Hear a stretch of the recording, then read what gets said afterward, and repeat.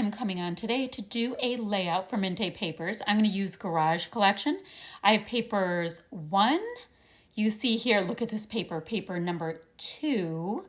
And I have some white cardstock and this gorgeous new stencil. I think it is so incredibly cool. It's called Crackle.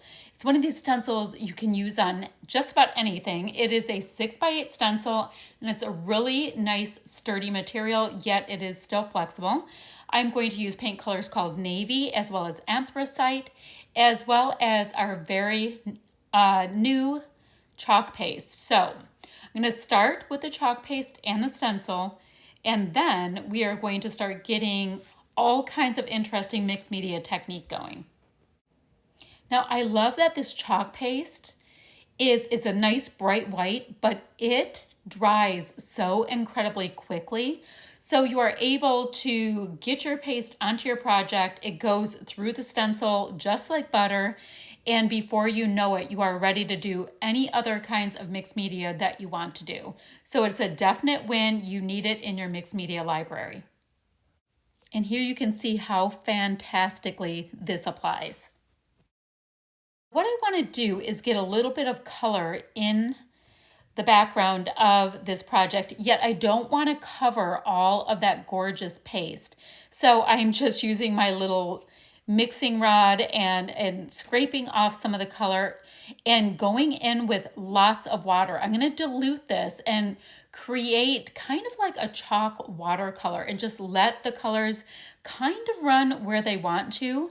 I'm not going to fill in every bit of this background. I want it to be variegated and, quite frankly, rather grungy. Now, while this is still really good and wet, I want to go in and add just a little bit of metallic gold from my stash, as well as a little bit of a white from my stash. And it's a white gloss that I'm going to go ahead and add in. And the reason why is I want it to have just a couple of metallic shiny touches here and there. Now, finally, I'm making just a little bit of splatters with my same navy chalk paint. I am loving the look of it. It splatters so beautifully, and you can get all different concentrations of this blue tone. So I have it super watery, it's lighter, and splatters are darker.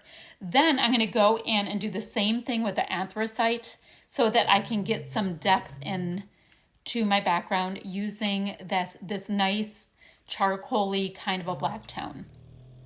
So I'm just finishing up. I'm doing some nice anthracite splatters all around the outside as well.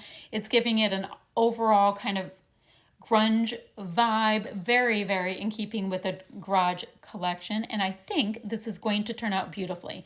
Now I'm going to go ahead and let this dry off to the side, and then we will start popping all of the goodies on top.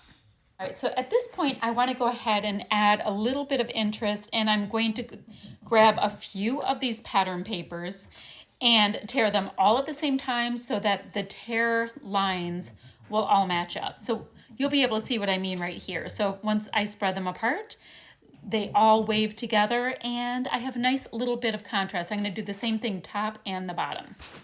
I grabbed some of these gorgeous Chippies pieces and I went ahead and embossed them in a bit of black. So I'm going to have a nice strong inky color, bringing in the anthracite paint as well as the black touches that are all over this collection. And now I just want to kind of play around a little bit and see where I might want to get all of these pieces to go. They are absolutely gorgeous. Now I did choose to go ahead and detail cut out these pieces because I wanted that white outline in the middle of all of this grunge. I need a little bit of white to separate out from all of my patterns. So I'm going to just faff around a little bit and see what I can fit in here. And then I realized that these two pieces right here will spell out the word so. So it's going to give me the ability to have a title read So Classic. So now I have all of these pieces down. I have my photo popped up on a little dimensional adhesive, and I'm getting the rest of these little tiny pieces, like these little caps, popped up on a little bit of dimension. And it's, really just to give myself all kinds of different layers. I mean, this thing is so layered up and so fun and so full of mixed media. But we have those itty bitty little pieces that are in our die cut packs, and they are perfect for, finishing up our layout, adding a little something at the end.